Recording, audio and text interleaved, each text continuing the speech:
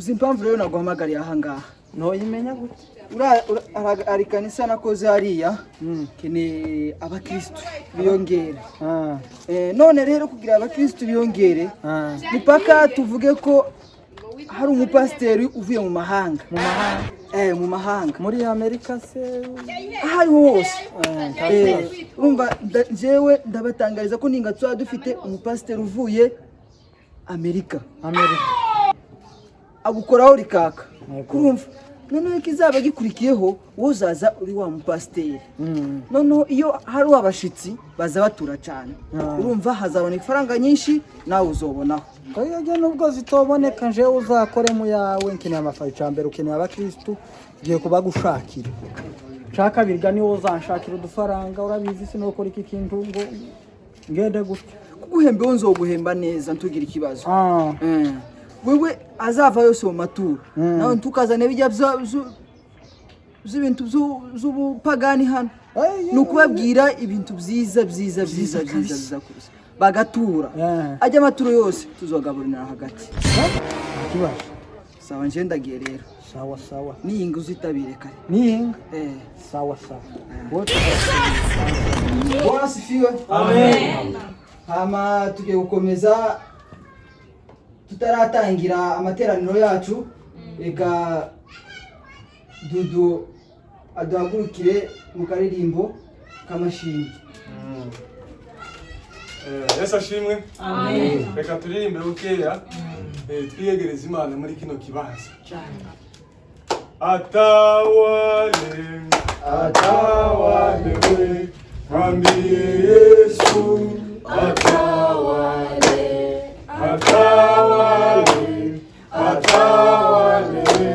mwambie Yesu atawale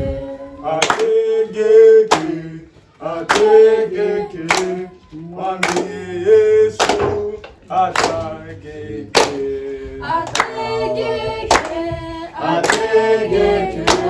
mwambie Yesu ategeke. Haleluya tukaba rero dusoje amateraniro ariko tutarasohoza reka mbabwire ko niyinga tuzaba dufite umupasiteri kuva muri Amerika. Umupasiteri rero ndabasaba muzaze mumwakire na tike izo musubizayo ni mwebwe kwebwe abakristo igomba kuvamo. Icyo bararika ni ukugenda mukabwira abandi mukabararika igiterane ni icyacu twese akazaza tukamwakira neza. Sawa tuzosubire niyinga.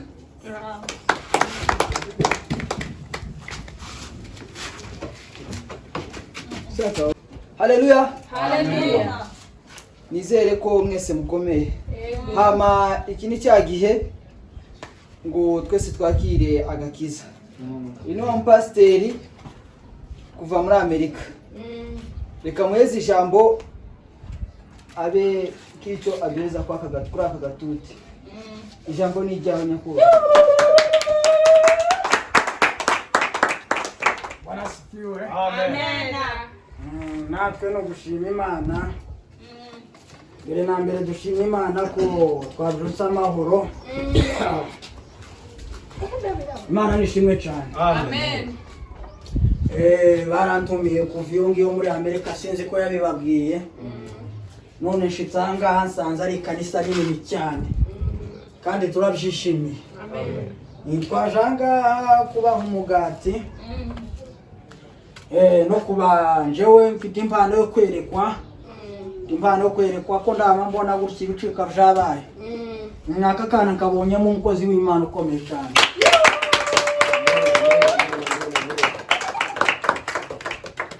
Yesu ashimwe cyane. Ijambo ry'Imana riratubwira ngo muri Zaburi 125 aravuga ngo abiringiye Uwiteka bameze nk'umusozi wa Siyoni. Amen. Tabasha kunyegana. Amen. Haleluya. Namwe rero mwiringire Uwiteka Imana. Ijambo ry'Imana ryatubwiye ngo abiringiye Uwiteka bameze nk'umusozi wa Siyoni. Namwe mukomere umere ku musozi wa Siyoni. Imana nishimwe cyane. Hari umuntu Imana ihancisha mu maso gusa ko ndabireba sindabitora neza. Umwanya mwitonde ndabaha amapokezi kabisa. Yesu ashimwe cyane. Amen amen. Amen. Uyu mwana azaba umukinnyi mwiza cyane. Imana irambwiye ngo muri aba bantu uyu nguyu watuye uburirimbyi. Amen. La pila si otatone milaga. Shimwe Mana uhabwe icubahiro. Yesu ashimwe cyane wabo. Amen. Bonye ubaye umupilote. Amen. Nuko ijambo ry'Imana rimare kutubwira ngo abiringiye Uwiteka bameze nk'umusozi wa Siyoni. Ijambo ry'Imana rikongera rikatubwira ngo kuko imisozi igose Yerusalemu niko Uwiteka gusa abantu be uhereye none ukageza iteka ryose. Amen. Nuko nguko abundi nabonye hariya nabonye Imana igiye kukugira umuntu ukomeye cyane ugiye kuba umuperezida mu minsi iri imbere. Amen. Haleluya. Nuko sari iwanyu abanje kungora hari ikinyagwa cya gripe ariko twizeye ko Imana ikirimbura mu izina rya Yesu. Amen. Hari umukobwa mbambona hano ko ndabona ko agiye kuba umusirikare ukomeye cyane. Imana ikugirire neza. Amen. Mwese Imana kiragenda icishiriza kagenda mbibona neza. Ariko ari uwo mbonye Imana igiye guhamagara igiye gutwara. Haleluya. Wa musore wowe ndakubonye mbonye igihe cyawe cyo kugenda kibaye. Imana igiye kukujana mu ijuru.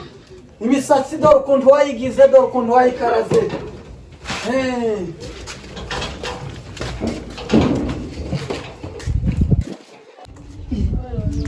Nibiki kozi? Ngamba fanta yanje. Ukozi biki? Banzo ayara kibyo ngibyo none umve fanta yanje.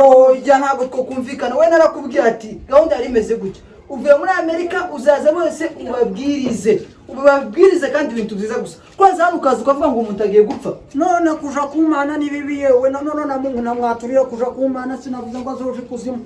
Ndebera makuru. Oya. Kera ukivuga ko agiye gupfa. Ninde kubwira ngo nawe ugiye gupfa? Twumvikana wambwiye ko ifanta yanje hari keneye ifaranga giravuga. Aya ntabwo uzokunda. Tizokunda umuroga ureke kumpuroga. Okay, twumvikane rero. Uja kuza twavuganye gute? Narakubwiye ariko nakubwiye ati nubwo wambwiye ngo namakuta isadaka nakubwiye tuzareba duke nubwo batota. Nanjye narikuyakuramyo yisadaka. Ubonye ari umukristo sigaha. Nukuri kose ibintu ndibishoboka. Ndagwezi zivuye. Oya zani faranga. Ndagwezi zivuye he? Oya ntumbwira gutyo sasa. Wowe wari watangiye neza.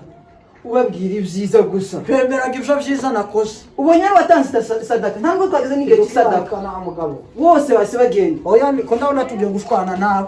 Ose ni cyo bikoze. Oya. Akazi kawe kakunaniye. Oya suko njewe nzankora. Suko nzankora mpifaranga gende. Tibishoboka. Ifaranga zo ntazibona. Ushaka dushwanira hano. Dupfikise. Kwa hano utakanisa rigihari. Nibande kwa nazogaruka kwanza. Cyafite kugaruka bagiye. Utumye nabo nari mfite bakeya bagenda. Oya nabandi baje bose urabajanye. Ndebera makuta yanje ngende mwana Jesse ngende ntabwo zokunda. Niko shanje nukuri kumana. Gende wavuye ari uturuka.